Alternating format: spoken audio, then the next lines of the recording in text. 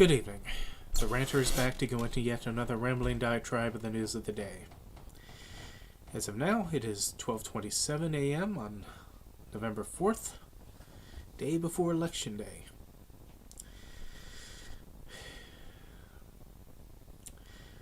I myself did the early voting. I went this past Thursday and voted. When me and my girlfriend was leaving the polling place, we were walking by, and we saw this young family coming up, and then we passed them as we were heading to the car. And the Republican canvasser was out, and they asked the couple, "Would you like to see a Republican ballot?" And the mother of the family says, "No, we care about our daughter." So it's kind of nice to hear that. Last few videos, I talked about the concepts of if we lived in a sane country with responsible people. Now maybe that could have sounded harsh, depending upon those people who might be voting for Donald Trump. Not everybody is going to be someone who you would consider right now at this day and age a stereotypical flaming MAGA person. That some people would have, pragmatic reasons why they would be voting for Donald Trump. Some people, as I addressed in the last video concerning what is baked in the cake, maybe are one issue voters that think that Donald Trump would be better on that certain issue than Kamala Harris would, or for whatever reason that perhaps good, responsible people who believe they're good, responsible people will, avert their eyes and push the button and, just wherever.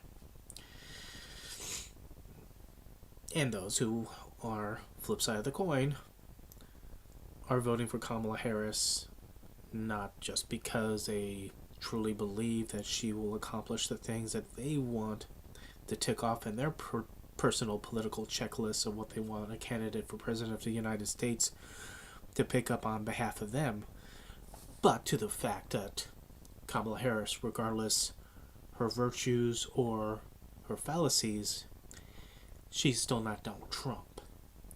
And as has been mentioned before, that was probably a great motivator in 2020 for the so vast majority of people to vote for Joe Biden, including myself, who never considered Biden one of my top 3 or top 4 candidates that I would have voted for president. Be that as it may, the ultimate motivation was he was not Trump. And since 2020 and Trump's activities since that election from January 6th on up, he has proven that it was a correct choice to vote for Joe Biden. Because Joe Biden most certainly was not Donald Trump. And from 4 years, from January 6th on up, all that Trump has done is whine and grouse upon grievances and finding the comeuppance of the consequences of certain actions that might get him legally in trouble. So, yeah, that still can be a great motivator for people who still remember not only 2020 and the machinations and attempts that was happened not only with January 6th and trying to stop the certification of the votes through not only the rioting but trying to browbeat Mike Pence, the vice president at the time, to throw out the certification and take a look at the fake electors that was going to be put in return. But generally, the 4 years of what was like under Donald Trump as president of the United States.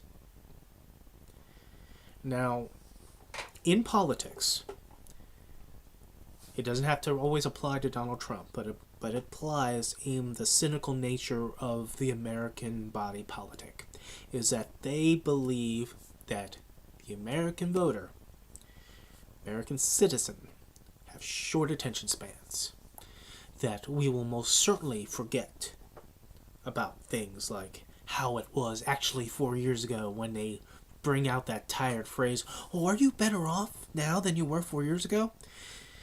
To when you answer, yes, we are, because 4 years ago, COVID was here. Then they have to, wave that off. Says, no, we didn't mean that. We didn't mean that. I mean, before COVID, it was good, right?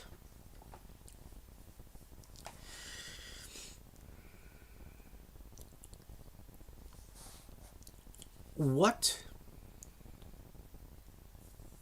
I see in terms of how people go about considering their political options, at least for what the Republicans are pushing and are banking on, especially those who are surrogates and talking heads for Trump, is that they're trying to push the feeling as opposed to facts. Now, feelings is this powerful motivator. Let's not like pretend that someone feeling a certain way about the economy, or someone feeling a certain way about crime, feeling a certain way, one way or another, on a personal level of something that's going on in a mishap of their personal life, that is something to be discounted. I know that you shouldn't do that. That's not fair. That's kind of disrespectful for the person that's having the feeling.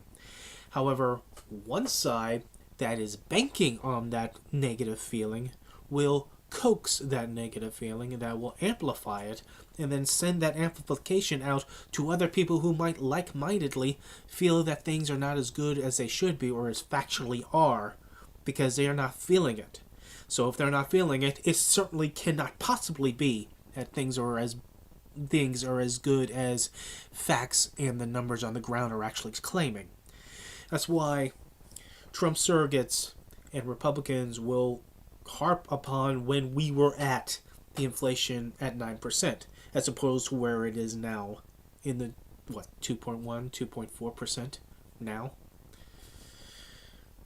Because they want to still make you feel that it's still that bad. That they'll point to the prices at the grocery store. Somehow it is being Biden's fault, as opposed to like the supply chain, the demand, how things are going, and the inflation that was once high, that is now low, but certain companies still are trying to keep the prices up at COVID level through no fault of the actual economic attempts and acts done by the Biden-Harris administration. But they still want to blame them for it, right?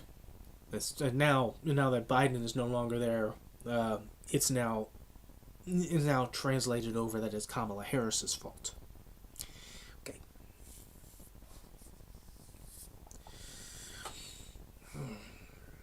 So they want to hook you on the feeling of negativity. And here's the thing about that. Now I'm going to speak to the diehard Democrats, or the people like me who's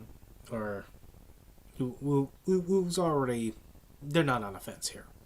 But I want to kind of express something so they can understand a little bit of the other side, and why this nebulous feeling of, why are people thinking this certain way when the facts on the ground are saying otherwise?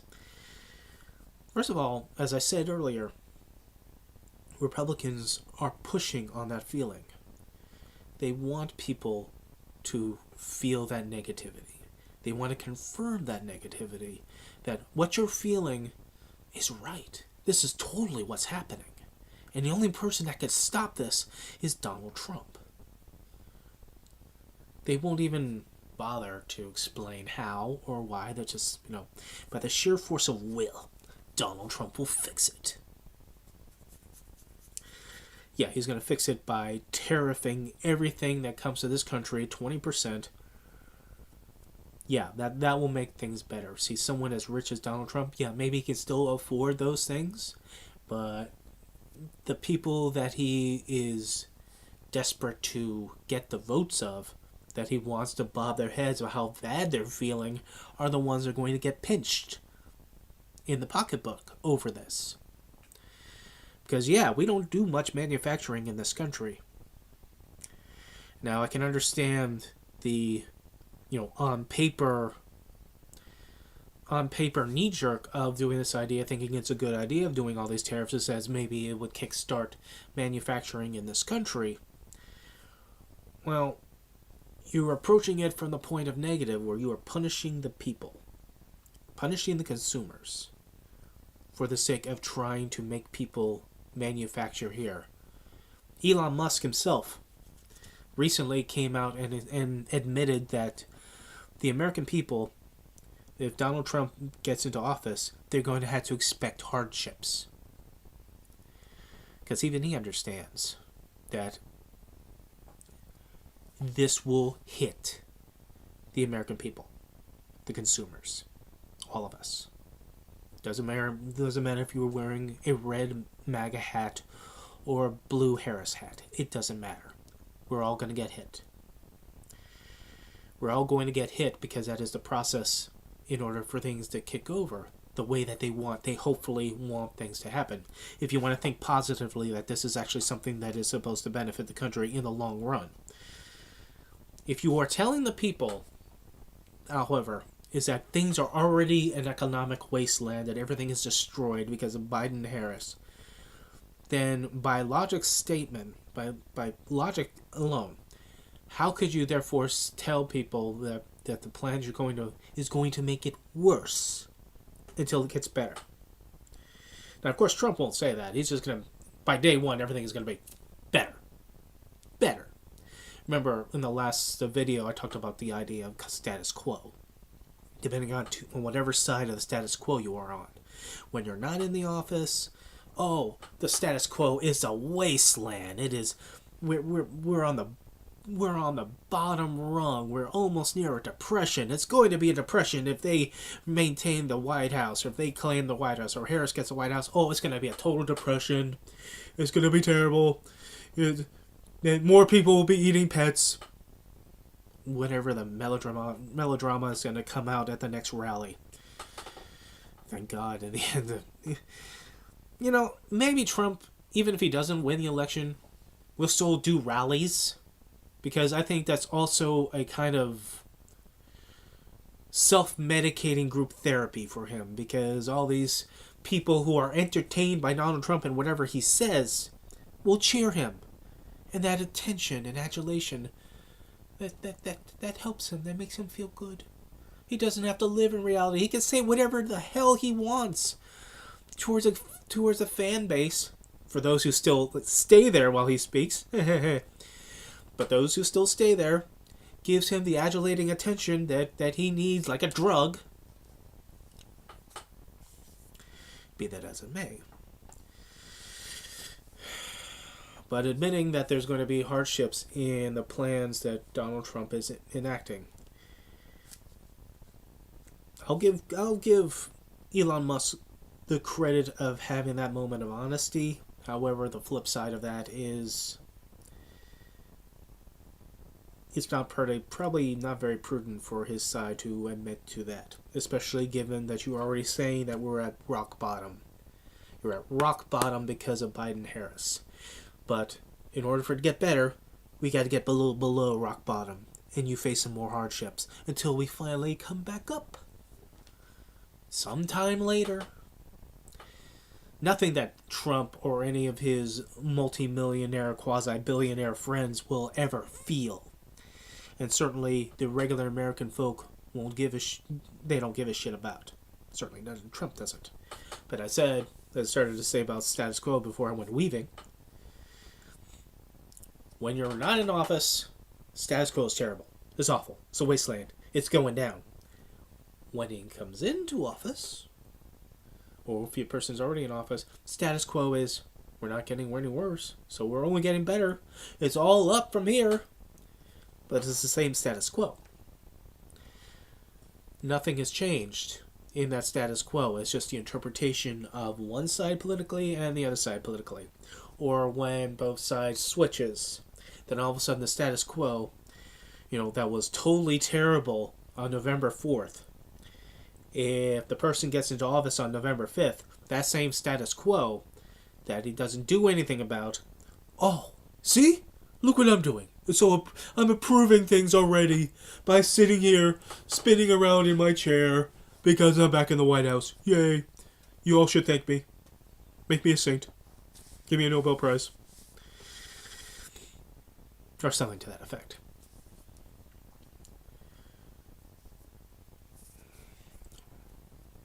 Because remember, during Trump's time in the White House beforehand, he was taking credit for things Obama did years before Trump was anywhere near a White House.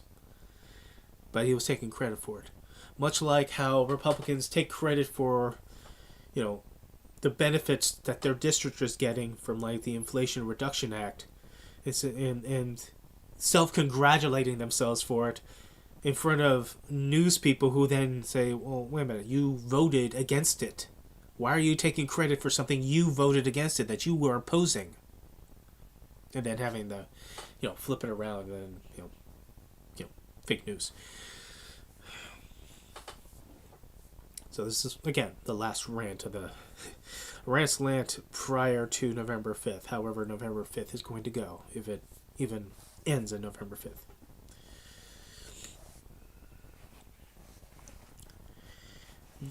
One thing I told people after I voted is that it would probably be, for those who are so politically wonky like me, and I know plenty of people who are, if you've already voted, try to stop paying attention. At least until election night. Because the one thing I noticed that was hyping up my anxiety, bouncing it up and down, is every time I click on my internet browser comes up, and there are all these, breaking news clips, the little articles that comes up, and is all wallpapered right there, right?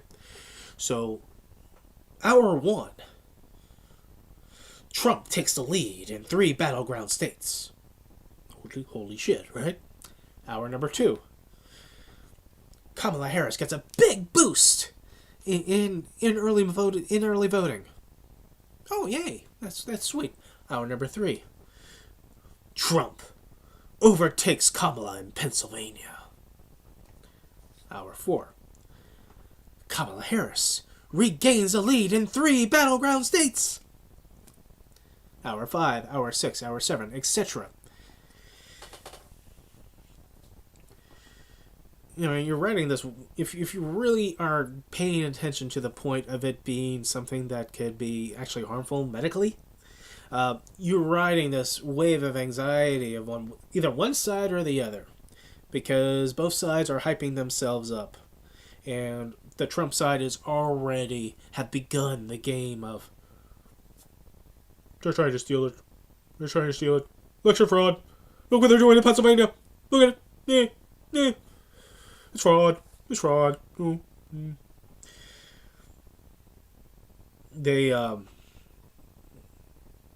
already started going into court as the early voting started, and the Trump campaign rather did indeed get a court ruling to give them more time in collecting votes in Buck County in Pennsylvania. And I don't oppose that. I don't think anyone should. I never believed in the idea of one side or the other side should be denying anybody their right to vote, or having the extended time to make sure that everyone's votes counted.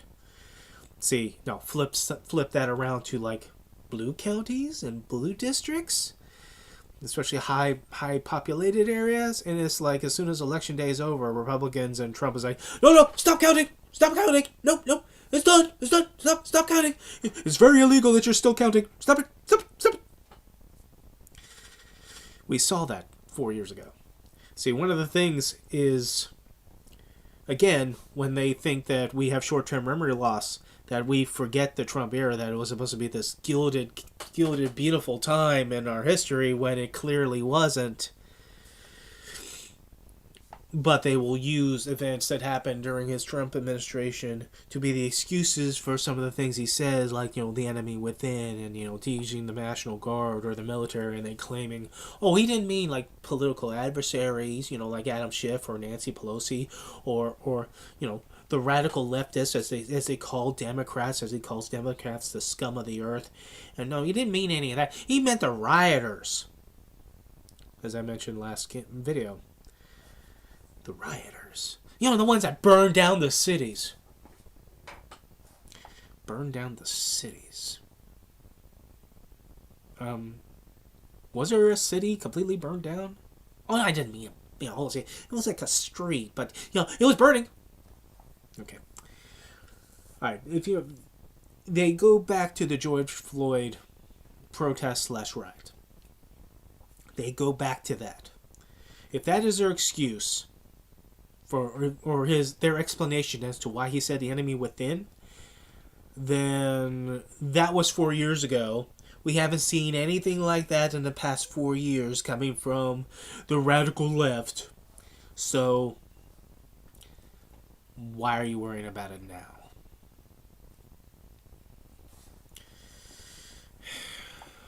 There's like so much I want to rant and get into, and I'm almost trying to make sure I remember everything I want to talk about here.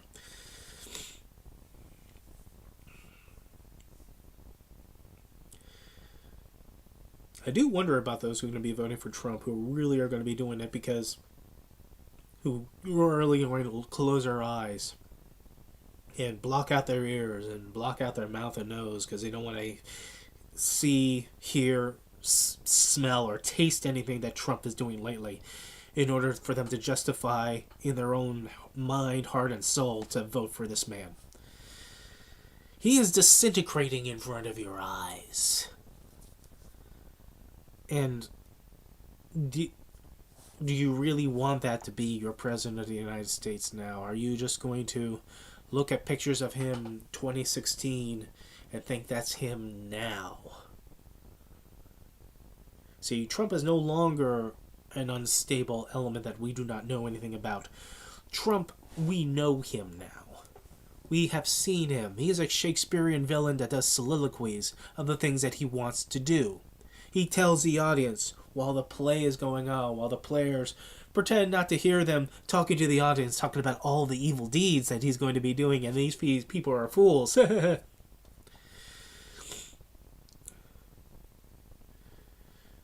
is amazing that Trump gets into these unforced errors, especially for someone who's supposed to be this multi-time millionaire wealthy person. You would think it would be a matter of pride that he would make sure his rallies went off without a hitch. It would be a matter of pride in order for him to pay for the vendors and for the towns that host him. You think a matter of pride to make sure all the props, all the stands, all the mics, everything would be top of the line because it's Donald Trump, who we know for his extravagance, that everything has to be golden, everything has to be wonderful. And not just him saying it is, but he paid for it to be so. So like you saw the glitz and the glamour. But we're not seeing that. That in for a penny, in for a pound, he's not even giving up a penny. And people at these events that go there suffer for it. It's not out of the blue when people are having health issues at Trump rallies. Especially when he wants to make it look like the place is packed. So he literally packs people in when there are indeed small crowds in smaller venues. He still packs them in, still claiming that it's completely full, that there's people being turned away, etc., etc., etc. And these places that he doesn't pay for the fucking air conditioning, to turn on the air conditioning, and people faint. Then he pouts because they're fainting on his time, and then when they're being carted away, he insults them for their weight. Or then he turns on Ave Maria and sways. And sways. Sways.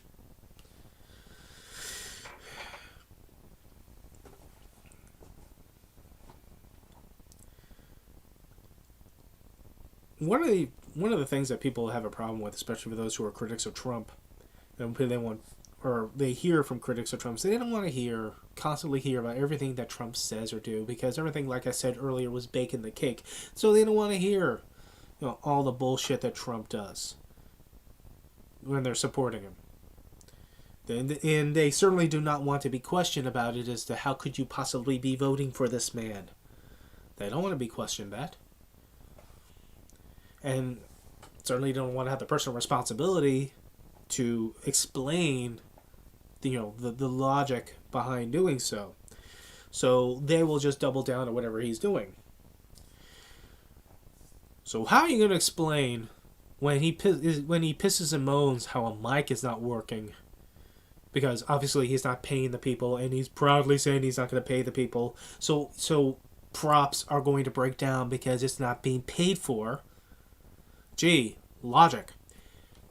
But how are you going to justify you supporting a man who then simulates doing a stroking blowjob to the mic stand? Which he did do in front of people.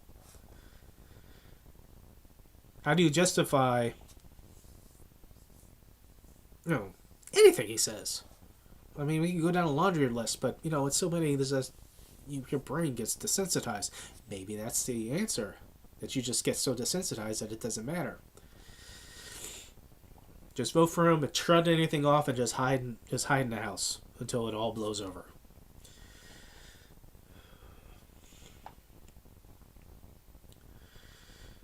But the last few days has been really interesting.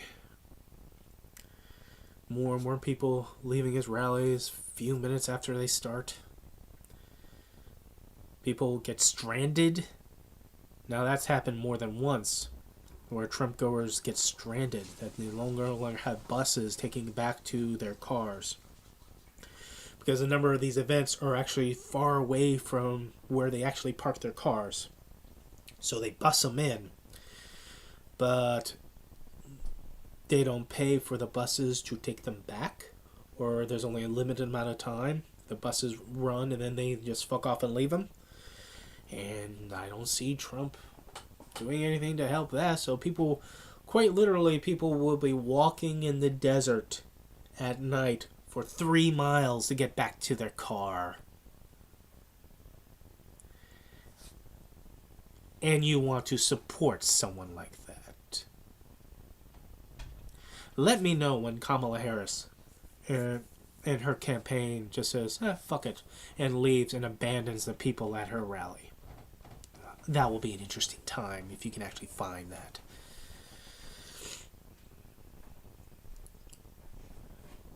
When he went and did his interview to Joe Rogan, that is one of the things that happened. Because while he felt it was more important to go on Joe Rogan, which did help him, it did help him at the expense of the people that went to his rally that was expecting him. That took the wife, took the kids, took the family, got the family truckster. They went to the event, parked the car, went onto the trolley or the bus to get themselves into the event, where they piled in for hours waiting for Donald Trump to arrive, to which they find out, Trump's not going to be arriving at least for another 2 or 3 hours. But they're loyal. They'll stay there. Yeah. And people started filtering out. People still remained because they still remained. But he chose being on a podcast over people sacrificing their time, sacrificing the gas expenditures to get to where they need to go, sacrifice them getting to the event, and sacrifice them when they wanted to leave the event and they couldn't because there were no buses. And they had to walk.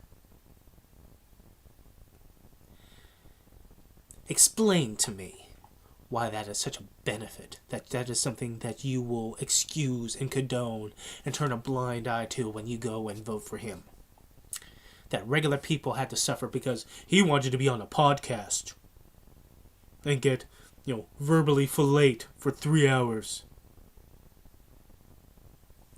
Even though Joe Rogan did challenge him on a few things, and on common sense kind of ways, which is one of the things that I don't always like Joe Rogan, but I do like that he does come at somebody, and he wants people to come at them as a normal, regular person. And he was trying his hardest. He was trying his hardest to make Donald Trump look like a mammal. He tried.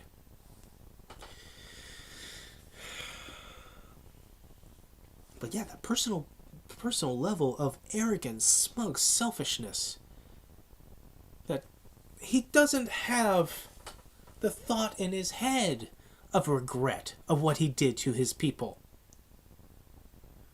No one else did that to them. Not the mayor of the town that was nearby, not some, Democratic conspiracy to prevent buses from going back and forth. There wasn't a conspiracy to keep him on the plane. He did that to his own people that went to his rally. And you're fine with this.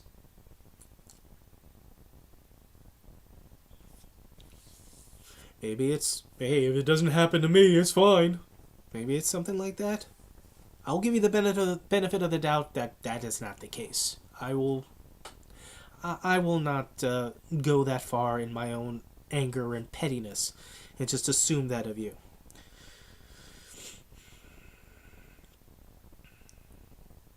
But again, think of the motivations of why you want to vote for Donald Trump or why you want to vote for Kamala Harris.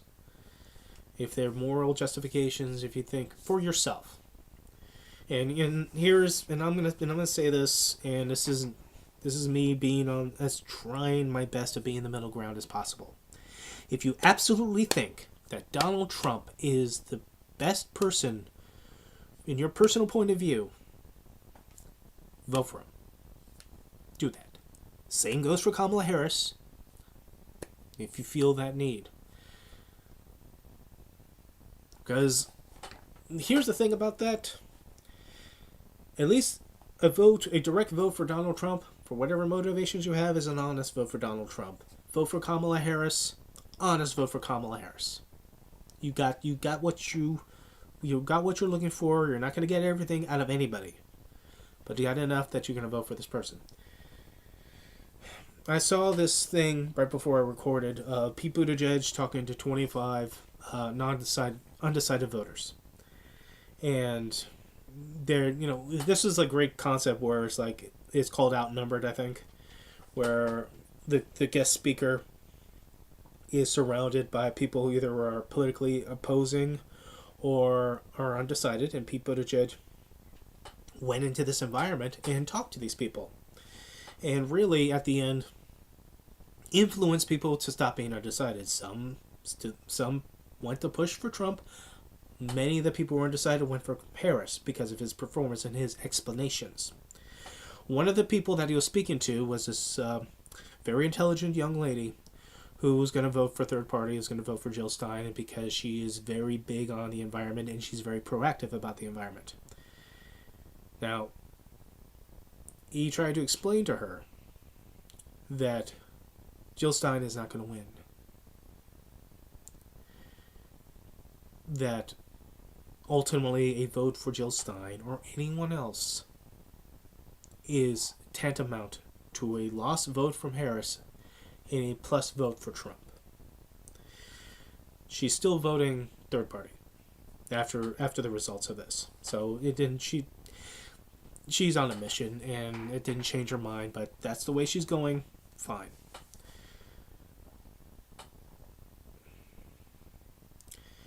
It used to be that we could have these elections where people could have those, principled votes.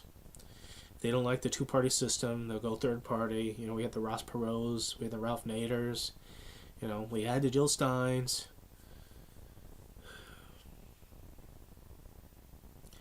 But then when you do that, and they're not going to win, but they shave at the margins. I tend to think that what happened in 2016 with Hillary Clinton was nothing to do with Russia. Russia didn't change any voting machines. Donald Trump won the election righteously because, quite frankly, Hillary Clinton, despite the fact that she got the majority of the votes, still was shit at campaigning. That she wasn't brave enough to go outside of her blue wall, and because she was not that not that brave enough to go beyond that blue wall. That blue wall shrunk. And she lost places that were considered strongholds because she didn't feel the need to go out there in places where the Democratic voice was a vacuum compared to the Republican ones and the demonizing that came with it.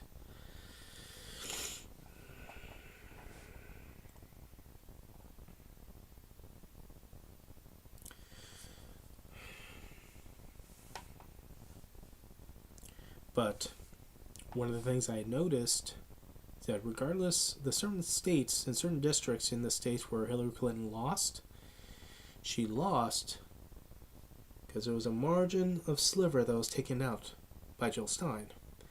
And some of the numbers was just enough that was shaved away that Donald Trump pulled ahead. And that is one of the concepts of that makes third party, especially at this time, very detrimental to what you would want. Because if you're going to do the third party and end up Trump winning, you might think, well, he'll screw it up so much that people will have to vote third party because both parties are broken and so forth. Well, while you go the Susan Sarandon route like that, he makes the country steadily worse. People will steadily suffer for your pride and your principle because you didn't want to vote. You didn't want to vote for Kamala because you were against the two-party system. You didn't want to vote for Trump, but you didn't want to vote for Kamala, so you vote for Jill Stein. Okay, but again, shaved at the margins. Just understand. Be conscious. Be responsible. Be mature and aware of what that could cost.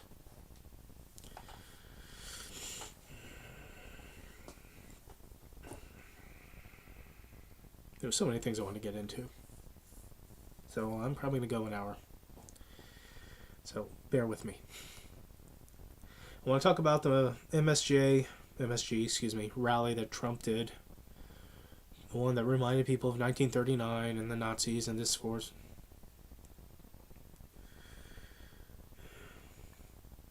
I want to talk about Kill Tony and his jokes. I mentioned it a little bit beforehand in my last video. Excuse me. I can understand why people don't like the joke, Tony. But here's the thing. I said the last time if you had to explain a joke, then it wasn't funny to begin with. One of the reasons why I didn't find it funny is, what was the point of insulting Puerto Rico? What, in a New York crowd, in New York, what is the connecting point from New York City and Puerto Rico that you would disparage Puerto Rico and thinking you were going to get laughs out of that? You did, but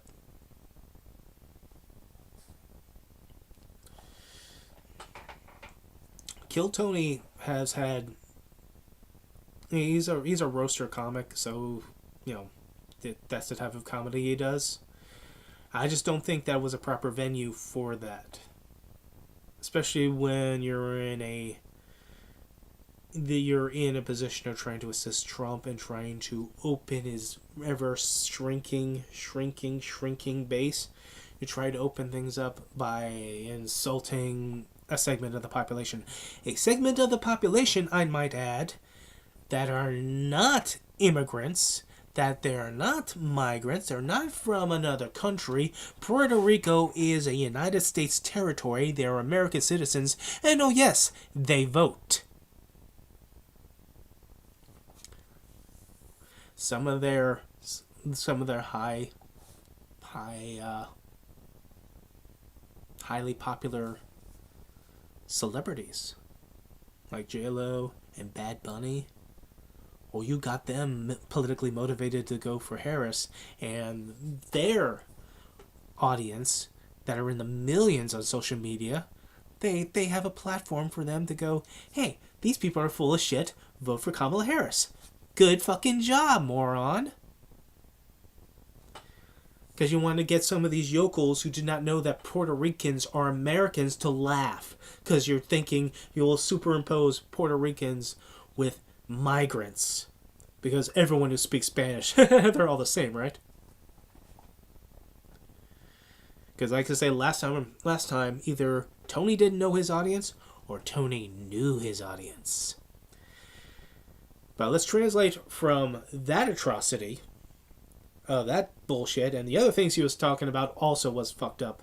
But so was all the other speakers who was going after Jews and blacks and Muslims and women and so forth. Before we even got to Trump.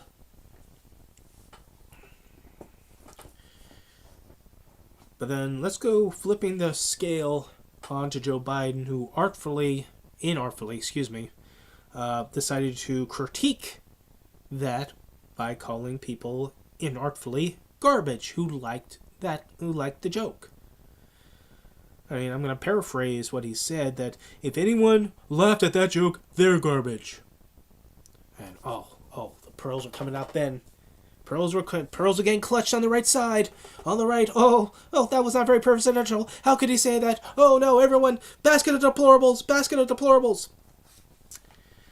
Okay, that could fly in 2016 when it was first heard, but when first Hillary Clinton did that, and just, no. She called the supporters basket of deplorables? I mean, it's one thing to go after the Saint Donald Trump, but the people? Oh no. The reason why it no longer works in 2024 as opposed to 2016 is that we spent all this time under Trump, and then after his presidency and his supporters, how they said fucking worse about everyone that opposes them or thinks opposes them. Now, I'm not going to sit here and defend Joe Biden saying what he said. Even when he clarified what he said, he should have said it at all, flat out, end. No ambiguity, no, oh, he didn't mean that, no, he shouldn't have said it, period.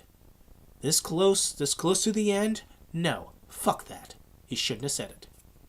And I was glad that Kamala Harris got out in front and made sure she separated herself from that bullshit. Which she has done since the Bret Baier interview, where when he says, well, what do you think? Half the country is to vote for Trump. What do you think? They're misled? Do you think they're stupid? And she says, I would never say that about the American people. Like, in the tone, in the mannerisms, in her face, it says, what the hell's wrong with you for even saying that or suggesting that? She came out ahead and separated herself from that. Good goddamn job, Kamala Harris. But be that as it may, fuck you, folks who are clutching your pearls at what Joe Biden says while you totally ignore or condone or laugh when Donald Trump says just the same about the American people, about Democrats, about his rivals, about his current presidential rival, Kamala Harris. They keep calling him Hitler. They keep calling him a fascist. She said he's a fascist. Donald Trump repeatedly called her a communist, socialist, fascist. Two of those things is politically diametrically opposed to each other, but those are all ist. Those are all ist terms, so they all have to be super, super bad. We're not going to explain how she's communist or socialist or fascist, but she totally is. But it's fine for him to say that. But if anyone whiffs of Donald Trump saying anything that is similar to fascist terminology, like, immigrants are poisoning the blood of this country, or the things things that he says about the enemy within, that people, as I said, people keep trying to clean up for him, trying to get him to clean up the message. He says, you don't mean this, and he clarifies it for you. Yes, he means the radical left, which he refers to as Democrats, who he also considers the scum of the earth and filth. that he names the enemy within as Adam Schiff and Nancy Pelosi, that in MSG he extended the enemy within list to involving the media. So anyone that speaks against him or has any guest on that opposes his point of view or has any criticism or critiques of him, those are the enemy within.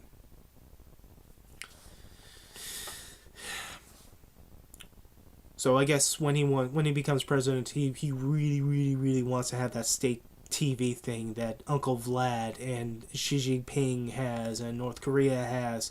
The completely vetted news that is only, Trump news at all times, a Trump-approved news that comes out to you.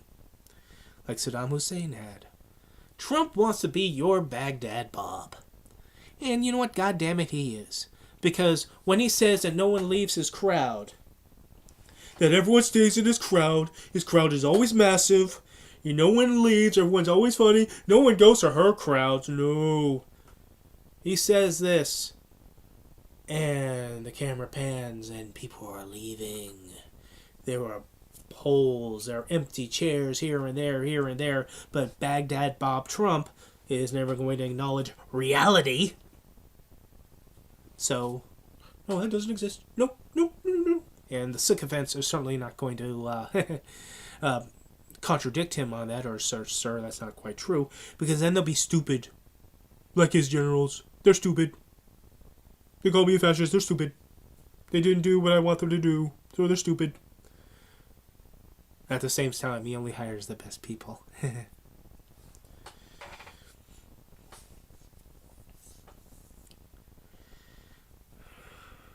No, see, there is your clear and present double standard.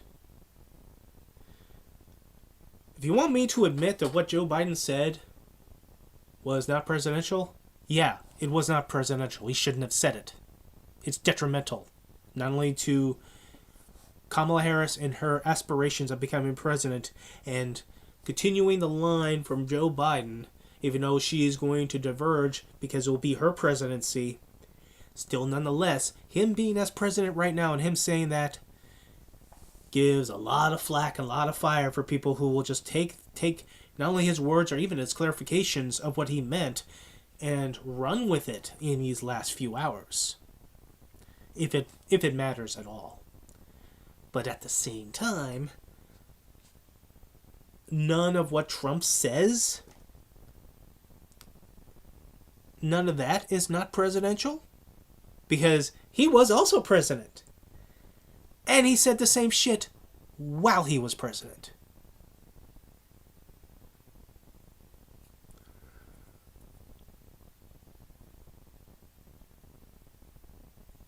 It's galling when we have people who when you go into when you see these news media shows and they're presented with the reality of the situation and they talk over the other person because they don't want that reality to settle, because then they would have to acknowledge it and deal with it. So they'll just talk about, people don't want to talk about that. No, they don't want to talk about that. They're talking about, they're talking about crime. They're talking about immigration. They're talking about the price tag at the grocery store and all these stuffs that Kamala Harris personally did. Like Springfield, Ohio, they personally did that. No, they didn't. A reminder to my lovely ladies and Jellyspoons of the snowflakes out there. The first Haitian migrants, the legally protected Haitian migrants that went to Springfield, Ohio, went there in 2018. Who was president there? Oh, Donald Trump.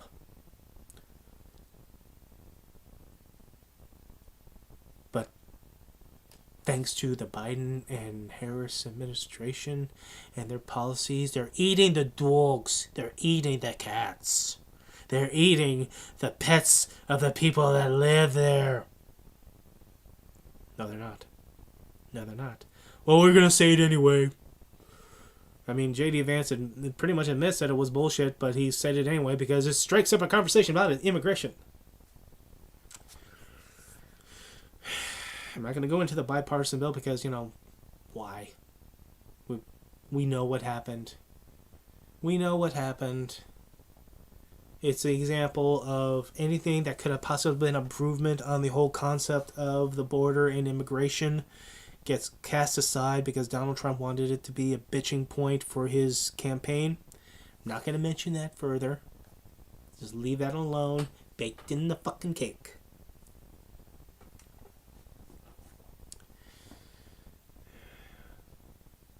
But yet, after all this, after all that we've seen and heard, how we've seen people leaving the rallies, how he just keeps losing his mind, losing his cognitive ability to keep a coherent thought within a coherent sentence.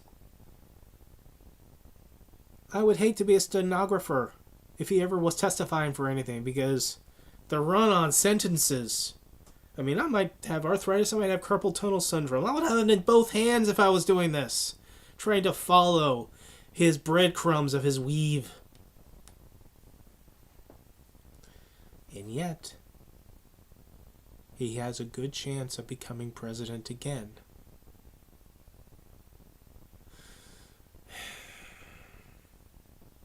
Despite all of this that's baked into that cake, that people will still vote for and they will take a bite of.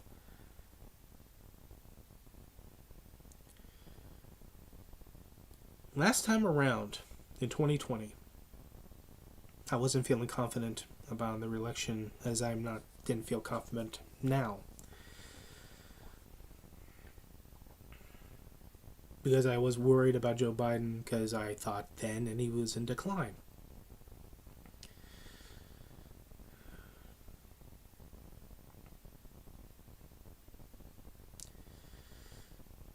So it is concerning.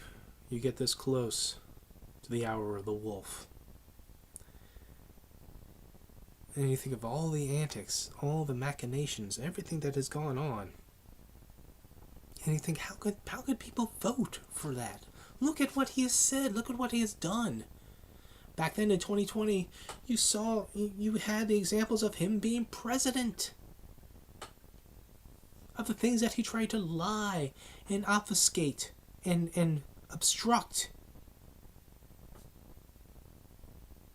You know, Russiagate could have been laughed off even sooner if he hadn't been so fucking suspicious with his dealings with Russia, or his preferences to Russia, or preferences to Vladimir Putin. That we didn't already know from the Trump kids that their current money flow comes from Russia. So they leave out these breadcrumbs, these little dots for people to connect to. And yeah, it connected to inaccurate information concerning Russiagate. But god damn it, the Trump folk weren't making it easy for them to be honest and to lay it out and explain it. Which gave the media the improper use of this information that wasn't vetted, and they ran with it. Which got people like me hooked onto it. So, I take a responsibility for that. Doesn't change the fact that, sometimes the duck is not a duck. When it looks like a duck and quacks like a duck, it's actually a trumpeter swan. But sometimes it's still a duck. Well, all this stuff that was going on through his presidential time into 2020, and certainly after 2020, where he just stepped non-stop whining about election fraud that did not exist, which he's doing now, already setting up the platform for it, already setting it up. So for those who fell for the election fraud, are you going to fall for it again? Because I'll give you the benefit of the doubt that 2020, that you would have fallen for it out of honesty. It was at that point a close election, and you didn't think that since Biden couldn't get massive crowds like Trump did, that there was just something weird. I'll give the benefit of the doubt. Like, passions get over reason, and you just feel the genuine need that something weird was going on when nothing weird was going on. I'll give you that benefit of the doubt for 2020. 2024? No. No, not for the 4 years that we heard about that bullshit and that not one shred of evidence survived a single court case out of the 60 court cases where we have evidence on the other side from his conversations with officials in Georgia or the various other things that he was doing that his handpick of the courts is saving him from. A reminder of his various court cases that he has or had is that he wasn't found innocent of anything. He wasn't acquitted on anything. Cases was thrown aside. He was spared. If you are a person at all of integrity, would you rather have seen Donald Trump go into that courtroom and be found innocent? Have 12 juries of his peers say not guilty? Wouldn't that be more vindication than a hand-picked Trump judge who was delaying everything that Jack Smith was doing so he could get this close to the election? So that it would seem like it's political bias to go after him this close to an election? See, if you're paying attention, those machinations were in front of you too, if you wanted to look. But her saving him, Judge Cannon saving him, does not make him innocent. Especially when we have audio on his documentation case where he was telling somebody about this top secret stuff that he said was top secret, that maybe they shouldn't be seeing it. That he should have been, it's top secret, I shouldn't show you this. But I'm going to anyway. Here, look at this. Look at this. I'm smart. People smart. I'm paraphrasing. From there to his actions and inactions of January 6th. On up through this campaign, all the way up to now, all he did was whine about election fraud.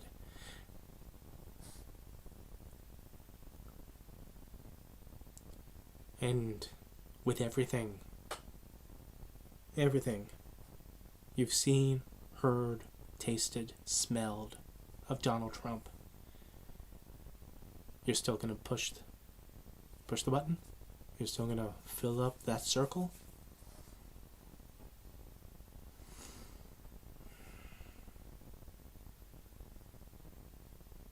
Maybe this is the last plea, the last reach out for logic, for reason, for sanity, for responsibility in people out there.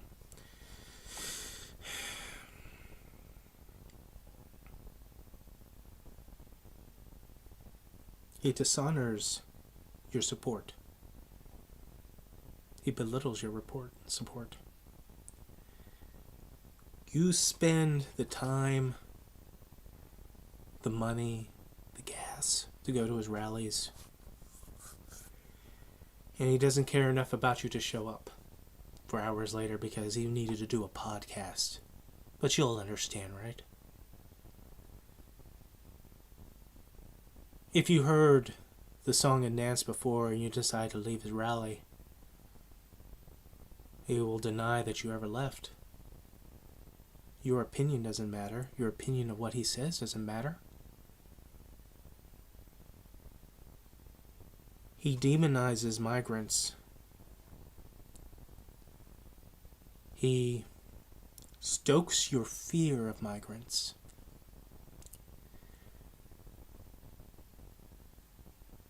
He perverts your feeling, your foreboding, your dread.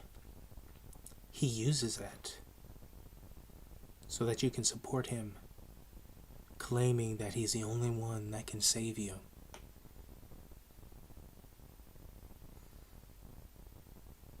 Project 2025 is geared for Donald Trump to be president, regardless of him claiming that he had known nothing about it, and he doesn't want to know anything about it, even though his name is mentioned in it at least 400 times, that many of his Trump appointees, Trump sycophants, Trump allies, are authors of 2025.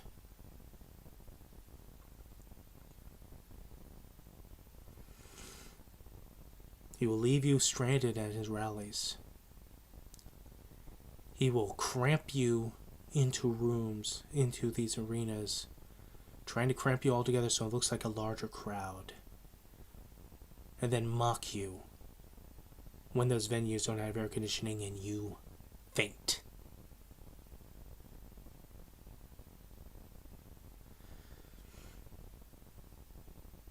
He blames everything under the sun on migrants, claims that crime is way up when it's way down,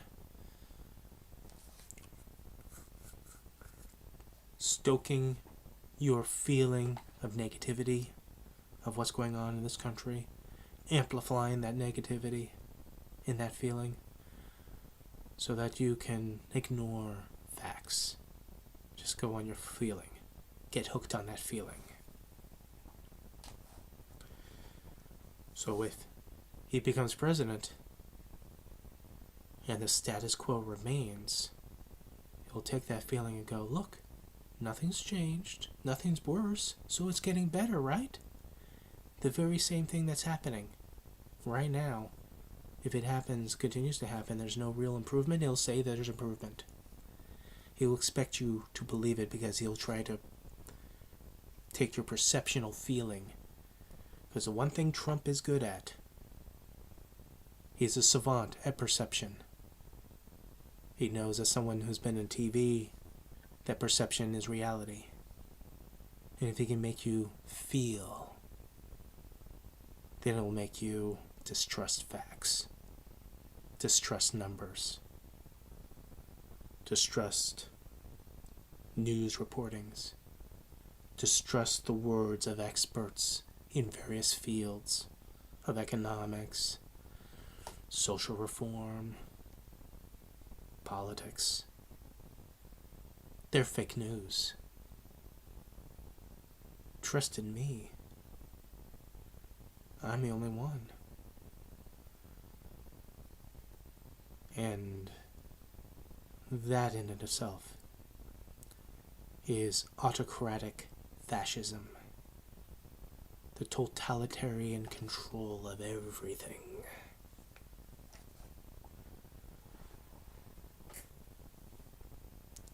Last time around, we can give Trump the benefit of the doubt that he wanted to have the best people around him. The claim that he only hires the best people. Some people were Steve Bannons and Stephen Millers, Roger Stones. Some people were Mark Milley, John Kelly. Some were Rex Tillerson, good or bad. Some was Bill Barr, John Bolton. Some of these are highly regarded Republican names, at least. But when they contradicted him, then they became stupid for not letting him do what he wanted.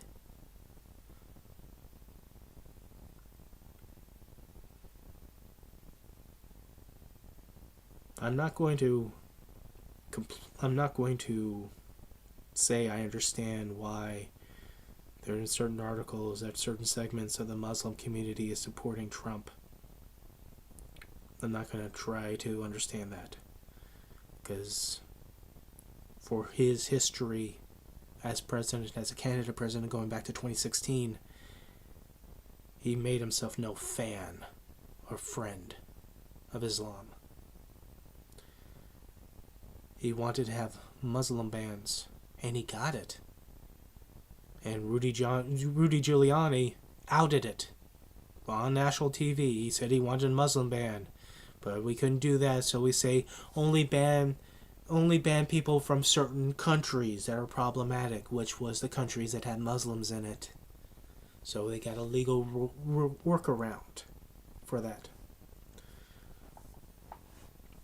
In this current conflict, he's not opposed to Bibi Netanyahu and what he's doing in Gaza.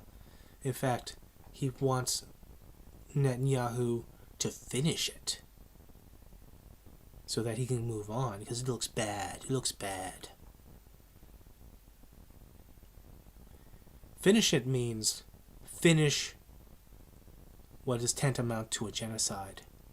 Finish this expanded war that goes from not only the people in Gaza, the people that were robbed of their resources, robbed of electricity and water, robbed of their basic rights, robbed of their homes that were grounded up, robbed of their lives, in order to get at Hamas. Now that war is extended into Lebanon.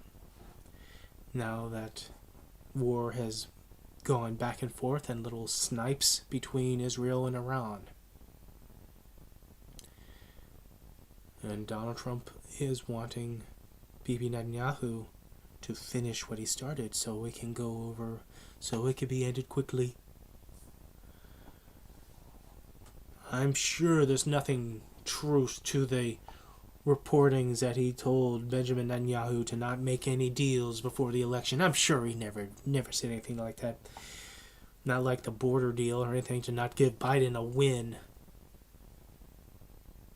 or so he wouldn't lose something to talk about in the campaign.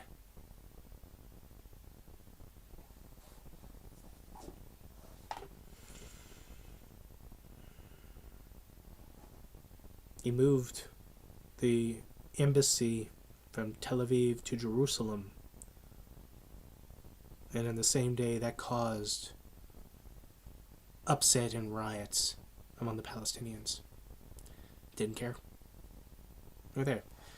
The only Muslims that he respects are those who are dictators. Where he quietly did not have an opinion on whatever happened to Jamal Khashoggi. Certainly if it has anything to do with MBS, because, we have this arms deal with Saudi Arabia, and we don't want to tip over that apple cart by, using our resources to confirm the ultimate fate of what happened to Jamal Khashoggi and his dismemberment and death while his wife was waiting for him in the car.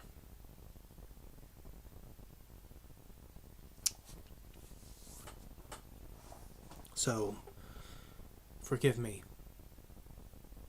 I don't understand. Understand that point? I don't. And at the same token, flip side of the coin on that, I do not understand why, for someone who has also been a big supporter of the Jewish community, not only in the United States, but in Israel, where he considers all American Jews should be as a league with Israel than they should be for him, that he blames Jews, that if he loses this election, it's going to be the Jews have some responsibility with that. Yeah, that doesn't remind me of anybody in our history going back 80 years. No. Pish posh, perish the thought.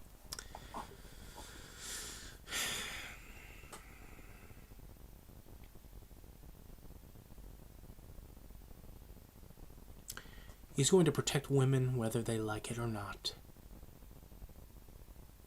That's what he said. He said a lot of things, whether they're true or not.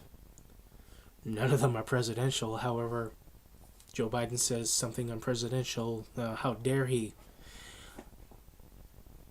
Donald Trump says nothing presidential, and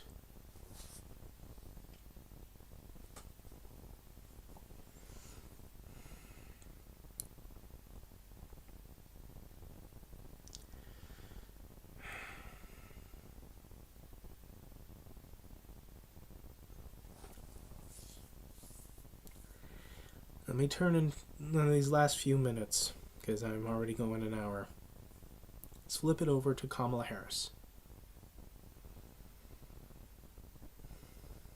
You admit that it's not the first choice.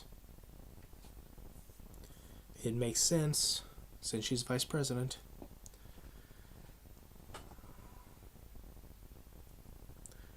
But I tell you, from the moment she accepted the nomination, every time that she's done an interview, every time she's done a rally, she has gotten better and better and better in how she interacts with people, how she articulates herself. I understand her plans, despite people flailing, claiming that she doesn't have a plan or is word salad. What's word salad here? What she wants to do with housing? To give people the benefit of first-time homeowners? What's the word salad? Wanting to do a child tax credit and hiking it up to $6,000 so that people, young parents, a young mother, can pay for the bills for their young child. They can pay for a car seat. They can pay for a crib. They can pay for food. What's a word salad? That she wants to have an opportunity economy that allows people the incentives and opportunities for them to get into the job force, to improve themselves. Where's the word salad in that? You look at the other side. The other side talks about tariffs. The other side talks about, how great it was in the 1890s. How, in order to go after his political enemies, he wants to enact the Alien and Sedition Act of 1798. Forward thinking, that is. And the one thing I am impressed more with Kamala Harris is that when she started out, admittedly, she was uniformed in how she was speaking, as she stuck to the script as much as possible, but now she's showing more and more and more of her emotion. And people want to, bash at because, either she's laughing too hard or she's always angry, where's the joy? Fuck you, condescending pricks. Smug-ass people, especially on Fox. But she's also showing the empathy. The two Univision town halls that Trump and Harris had separately, because Trump doesn't want to get anywhere near where Harris is now after that debate. Where Trump was asked a question about January 6th, and if he has any responsibilities or anything he would change. He wandered off into his tangents, which wasn't convincing the person that asked him the question, that he later said that he's going to vote for Harris after that question. But when he said that, Ashley Babbitt died, but no one died, that made a person flinch on camera when he said that. It was a love fest. Yeah. Kamala Harris is told a horrific story from an immigrant woman and about her mother.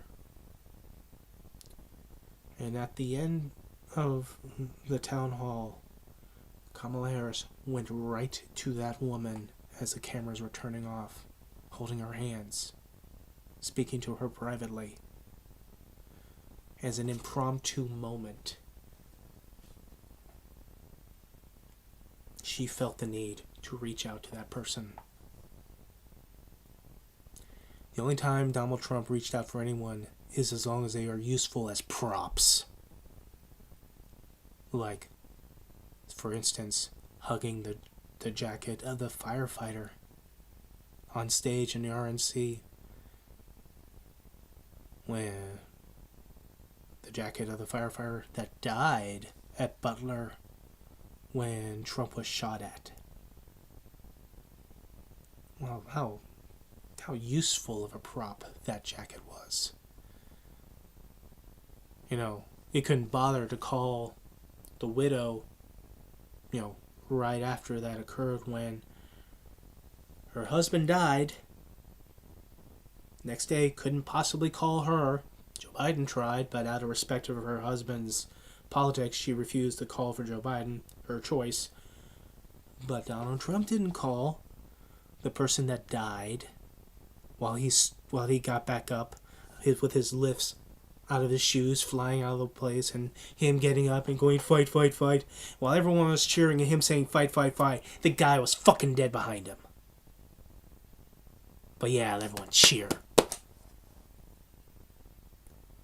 But he couldn't possibly call the widow the next day, like Joe Biden tried doing, because he's too busy with his own trauma of, trying to merchandise his assassination attempt and going golfing. But in the RNC, we'll definitely call her then. We'll get her right there so he can get her dead husband's coat so he can hug it on stage. Yeah. I'm sorry if I don't understand why those who are not MAGA but will nonetheless vote for Donald Trump, with everything you could possibly have seen of him, heard of him, smelled of him, and tasted of him.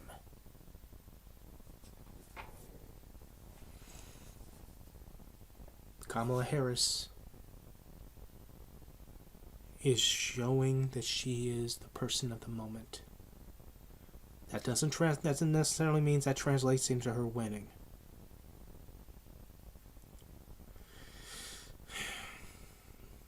It makes me hope that she wins.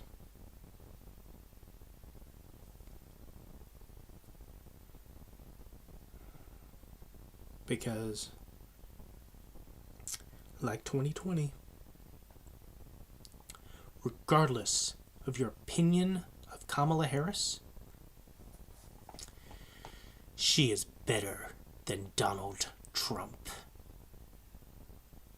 In so many factors, in so many ways, that if you were an honest, responsible person, you would say yeah. Not that I'm expecting you to agree with her politics. No. I would rather us having actual Republicans and actual Democrats.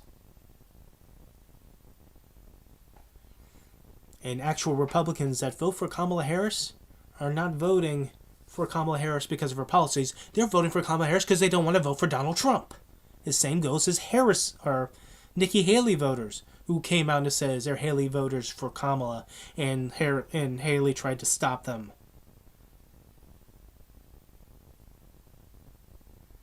Because at some point you cut through the political reindeer games.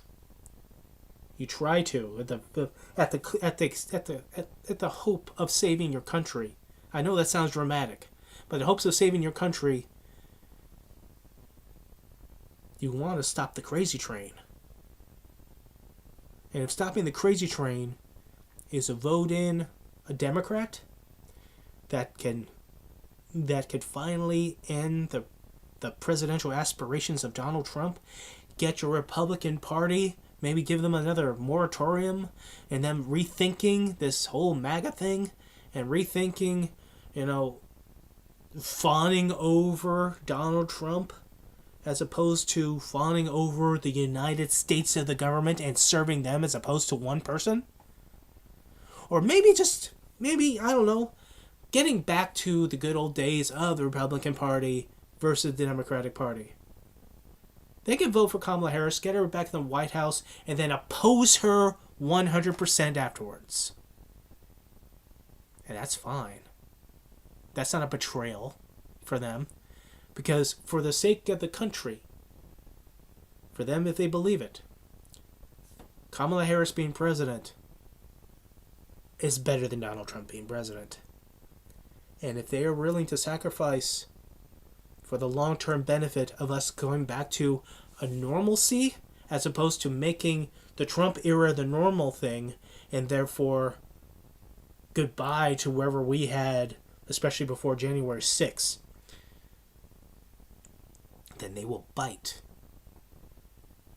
They will bite the bullet, and they will vote.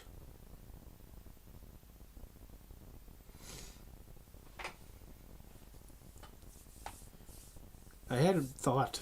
This is like one of the last things I'm going to say. I'm sorry, guys, for making this long. But as I said, this is the last hurrah of prior to the election, of however it goes. I sometimes wonder, in a world, in a sane world, in responsible people, where we no longer have Donald Trump in our political environment, where even when he's no longer president, and that he does finally fade into the obscurity of him pretending to be an elder statesman. Will we do go back to the usual Republican Democrat reindeer games? Not this hyperbolic, hyper-partisan, different tribes hating anything, don't possibly compromise worth a damn. But if we did go back or go forward to some reamped version, upgraded version of responsible adults on the Republican and Democratic sides, and coming back to, oppose each other, but also still be able to work with each other and still be able to compromise. If our media choices will also shift again. Because, as a Trump critic, Nicole Wallace on MSN is great. She also worked for the Bush administration. And in normal times, we probably would not give her the time of day, and she probably wouldn't be on MSN. But the Trump era has made strange bedfellows between Democrats and Republicans, haven't they?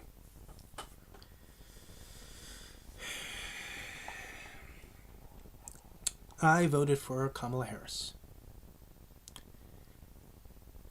I voted for her for what she says. I have actually followed the platform and policies that she is wanting to push, and I agree with them.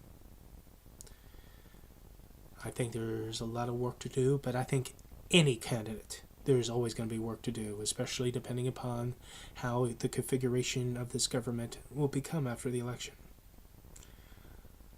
I voted down ballot. Vote for Tim Kaine, who I think is a good guy as a senator. I voted for Jerry Connolly because I know he's a good guy since I met him. And he gave me the time of day when he was just walking by, knocking on doors, and he spent 10 minutes talking to me, going back and forth on politics. And that's cool.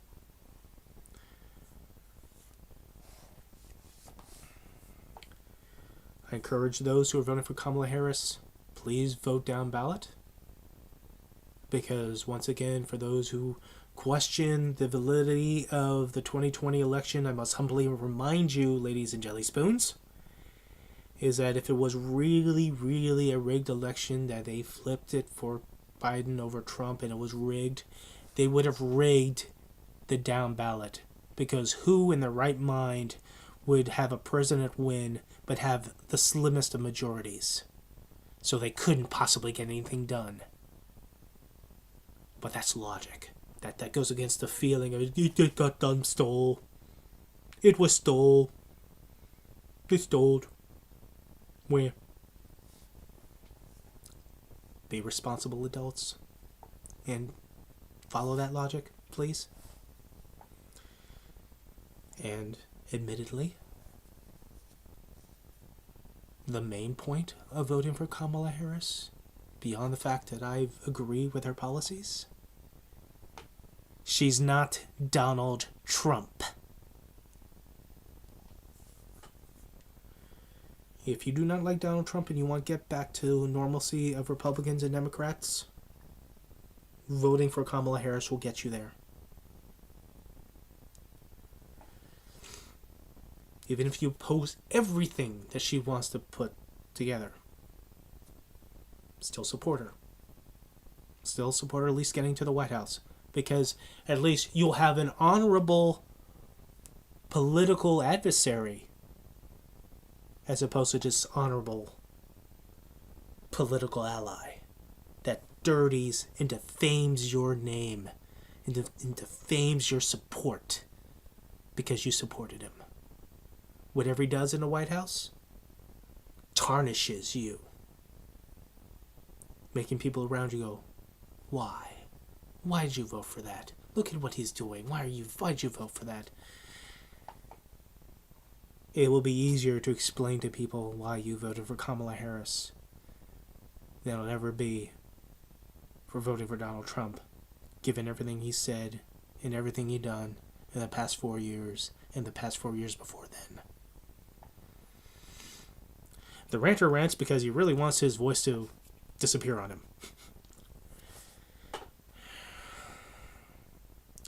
One more full day, and then polls close Tuesday night. Let the reindeer games begin.